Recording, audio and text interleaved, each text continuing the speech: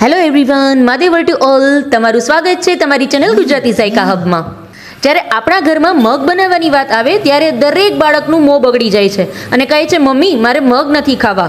દરેક ઘરમાં આ જ સંવાદ ચાલતો હોય છે, બાળકને મગ નથી ખાવા. પણ જો હું તમને એમ કહું કે આ કંટાળાજનક અને સાદા મગના ટેસ્ટને સુપર ડુપર હિટ કરીએ, આપણે સુપર બૂસ્ટ કરીએ અને એક એવો કન્સેપ્ટ તમારી સાથે હું શેર કરીશ કે બાળકો પ્લેટ ચાટીને ખાઈ જશે. તો આજે હું તમારા માટે લઈને આવી છું આ જાદુઈ રેસીપી, ફણગાવેલા મગના મિની ચીઝ પરાઠા. આ કોઈ સિમ્પલ પરાઠું નથી, આની અંદર છે ફણગાવેલા મગનું સુપર હેલ્ધી પ્રોટીનથી ભરપૂર એવું સ્ટફિંગ. બધા ઘરના જ મસાલાનો આપણે યુઝ કરશું, છતાં પણ એનો જે ટેસ્ટ છે એ સુપર પીઝા જેવો આવશે. તો ચાલો ફટાફટ જોઈ લઈએ કઈ રીતે બનાવે છે ફણગાવેલા મગના ચીઝી પીઝા પરાઠા.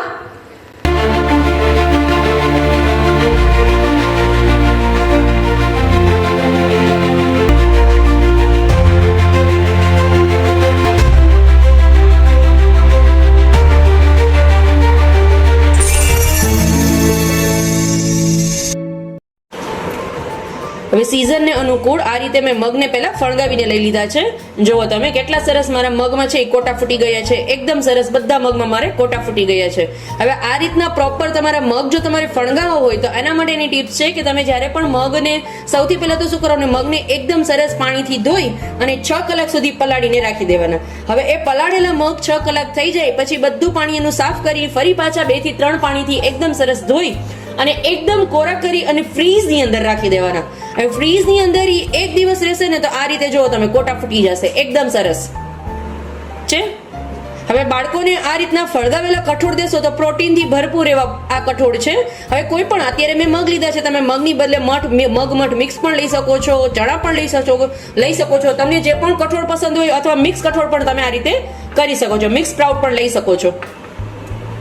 હવે આ કઠોળને હું શું કરીશ, આ કઠોળને આપણે બાફશું નહીં, બીકોઝ જો બાફશું તો શું થશે, એના જે પ્રોટીન્સ છે, એના વિટામિન્સ છે એ બધા બળી જશે અને એમાં થોડો પાણીનો ભાગ પણ રહી જશે તો બધો એની અંદર મિક્સ થઈ જશે, મતલબ રહી જશે. તો એના માટે આને એકદમ આપણે બાફવાના નથી. એને શું કરશું, હું આ રીતે કોઈ પણ એક સોસપેનની અંદર પાણી ભરી લઈશ અને એની અંદર મારા જે કઠોળ છે એ બધા હું એડ કરી દઈશ, મારા જે મગ છે ફણગાવેલા એ એડ કરી દઈશ અને એને આપણે ખાલી 2 થી 3 મિનિટ માટે બોઇલ કરશું કે થોડા સોફ્ટ થઈ જાય. બસ, એને બાફવાના નથી, આપણે પહેલા એને 1 થી 2 મિનિટ માટે બોઇલ કરી લેશું.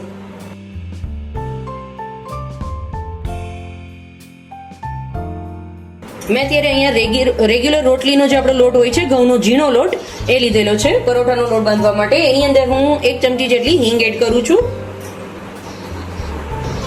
સ્વાદ પ્રમાણે મીઠું એડ કરું છું એન્ડ 1 મોટી ચમચી જેટલું તેલ એડ કરું છું મોણ માટે. હવે જે રીતે પરોઠાનો આપણે લોટ બાંધીએ છીએ સેમ એ જ રીતે આની અંદર હું થોડું પાણી એડ કરી અને એકદમ સરસ એનો પરોઠા જેવો લોટ બાંધી લઈશ. મારો લોટ છે એ એકદમ સરસ બંધાઈ ગયો છે. જ્યાં સુધીમાં આપણે આપણો લોટ બાંધ્યો ત્યાં સુધીમાં મેં જે ફણગાવેલા મગ મારા જે બોઇલ કરવા માટે મૂકી દીધા હતા એ પણ એકદમ સરસ બોઇલ થઈ ગયા છે. જો તમે મારા જે ફણગાવેલા મગ છે એ એકદમ સરસ બોઇલ થઈ ગયા છે, જુઓ તમે છે એકદમ સરસ. તમારે એને બાફવાના નથી, ખાલી 1 થી 2 મિનિટ માટે બોઇલ કરવાના છે. એટલે એને જે આ ફણગાવીને આપણે જે ચોટલી એને ઉગાડી છે એ પણ તૂટી ન જાય. જો બાફશો તો શું થશે, એ ઓવરકુક થઈ જશે, કુકરમાં સીટી વગાડશો તો એ મેશ થઈ જશે.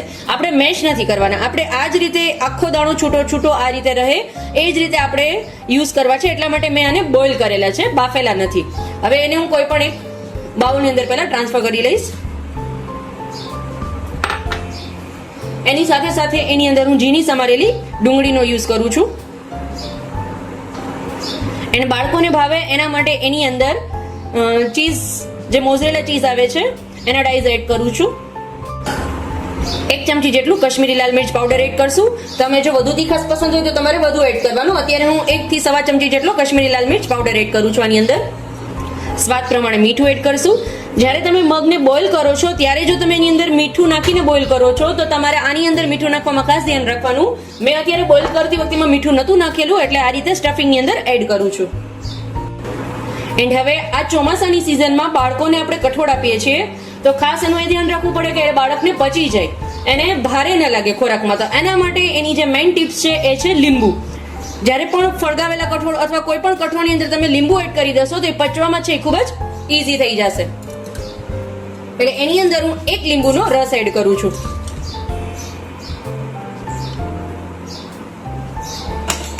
અને જે મોઇસ્ચર રહેલું છે આની અંદર, જે મગની અંદર આપણે જે બાફીને બોઇલ કરીને જે મગ લીધેલા છે એની અંદર થોડું ઘણું મોઇસ્ચરનો ભાગ હશે. તે મોઇસ્ચરને ઓવરકમ કરવા માટે એની અંદર હું અત્યારે જે રેગ્યુલર આપણે ટોસ આવે છે, સ્વીટ ટોસ જે, એનો પાવડર જે છે એનો 2 ચમચી જેટલો પાવડર એની અંદર એડ કરું છું કે એક્સ્ટ્રા જેટલું પણ મોઇસ્ચર રહેલું હોય એ બધું એકદમ સરસ સોક કરી જશે. એટલે આ બધા મિક્સચરને હું એકદમ સરસ પહેલા મિક્સ કરી લઈશ.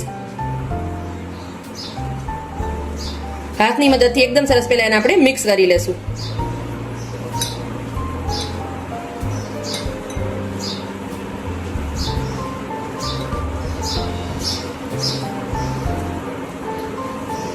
હવે આની અંદર ઓનિયનની સાથે સાથે તમે ગાર્લિક જો ઈચ્છો તો ગાર્લિક પણ એડ કરી શકો છો, આદુ મરચાની પેસ્ટ પણ એડ કરી શકો છો. બટ જો વધુ સ્પાઇસી ન થઈ જાય એના માટે મેં અત્યારે સ્કીપ કરેલું છે. તમે ઈચ્છો તો એ પણ બધું એડ કરી શકો છો. મારું સ્ટફિંગ છે એ એકદમ સરસ રેડી છે. હવે આપણે આનું પરોઠું બનાવી લેશું, બટ પરોઠું પીઝાના શેપમાં બનાવશું. એના માટે મેં ઓલરેડી પરોઠું છે એ વણીને લીધેલું છે, તમને બતાવું છું. જો તમે પરોઠાની આ રીતની થિકનેસ, સાવ પાતળી રોટલી નહીં વણવાની, મીડિયમ સાઇઝનું પરોઠું તમારે આ રીતે પહેલા વણી લેવાનું.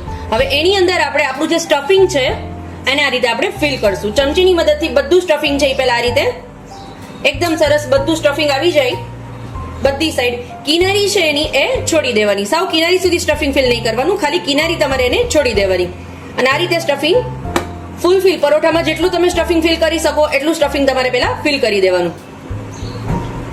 એટલે કદાચ તમારું બાળક છે એ હાફ પરોઠું પણ ખાય ને તો પણ એના શરીરની અંદર લોટ્સ ઓફ પ્રમાણમાં પ્રોટીન આપણે ખવડાવી શકીએ. એટલા માટે જેટલું પણ સ્ટફિંગ તમે ફિલ કરી શકો એટલું તમારે સ્ટફિંગ ફૂલફિલ કરી દેવાનું.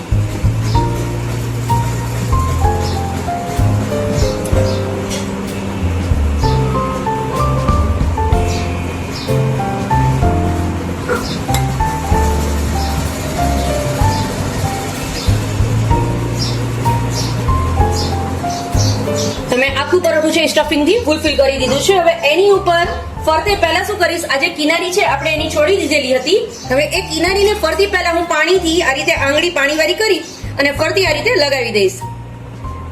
આખી કિનારી પર આ રીતે પાણી લગાવી દઈશ.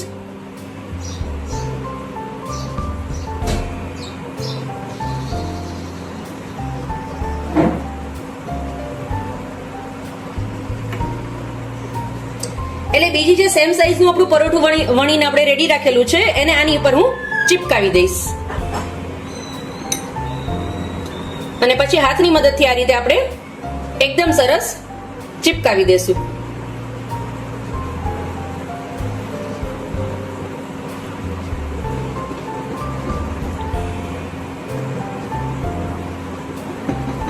કિનારીથી, એટલે એ ઓવરલોક થઈ જશે ને ક્યાંયથી પણ તમારું પરોઠું છે એ ખુલશે નહીં.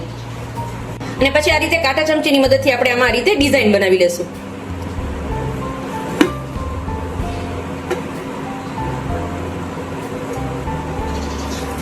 ફરતું આ રીતે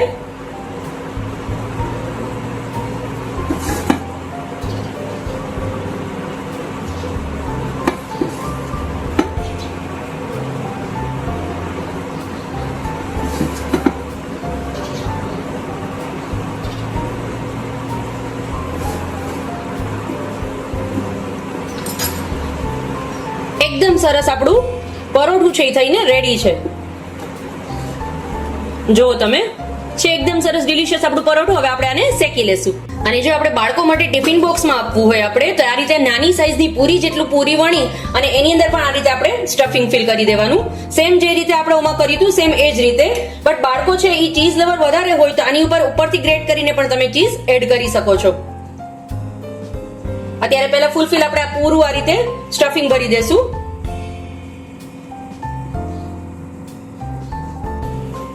એન્ડ આ રીતે ઉપરથી આપણે એકદમ સરસ ચીઝ ગ્રેટ કરીને પણ એડ કરી શકીએ.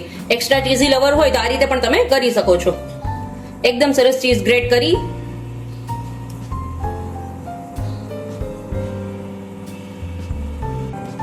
અને સેમ એની જેમ જ આપણે બીજું ઉપરથી રોટલી આ રીતે પરોઠું આપણે આ રીતે મૂકી અને હાથની મદદથી કિનારી પહેલા ફરતી પ્રેસ કરી લેશું.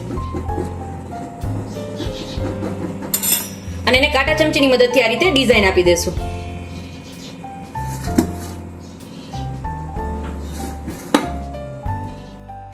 એકદમ સરસ મારું સ્ટફ પરાઠું છે એ રેડી છે. હવે જ્યારે બાળકોને આપણે ટિફિન બોક્સમાં આપીએ છીએ તો પિઝાની જેમ તમારે આપવું છે.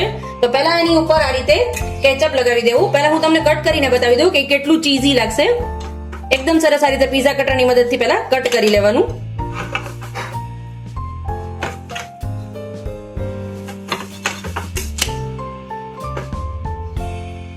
એકદમ સરસ જો ચીઝ થી લોડેડ એવું મારું સ્ટફ પરોઠું. હવે એની ઉપર સૌથી પહેલા આપણે શું કરશું, ટમેટો કેચઅપ લગાવી લેશું.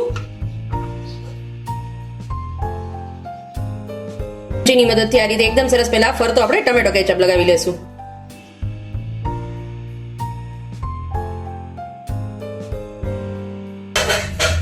અને આની ઉપર તમને જે પણ વેજીટેબલ પસંદ હોય, ફોર ટમેટોની સ્લાઇસ છે કે ડુંગળીની સ્લાઇસ છે, જે પણ તમને પસંદ હોય આની ઉપર તમે આ રીતે ડેકોરેટ કરી અને બાળકોને લંચ બોક્સ ની અંદર આપશો તો તમારો લંચ બોક્સ છે એ બાળકોનો ચટ થઈ જશે. અને જો આપણે મોટાને ખાવું છે આ રેસીપી તો આને આપણે ગ્રીન ચટણી સાથે અથવા ગાર્લિક ચટણી સાથે, સ્પાઇસી ચટણી સાથે પણ સર્વ કરી શકીએ છીએ. બટ બાળકો માટે અત્યારે ઓનલી કેચઅપ નો આપણે યુઝ કરશું, એટલે બાળકો છે એ ટિફિનમાં ચટ કરી જશે. તો આવી જ રીતે ફરી મળીશું એક અવનવી રેસીપી સાથે. ત્યાં સુધી આવજો ફ્રેન્ડ્સ. માધેવર to all.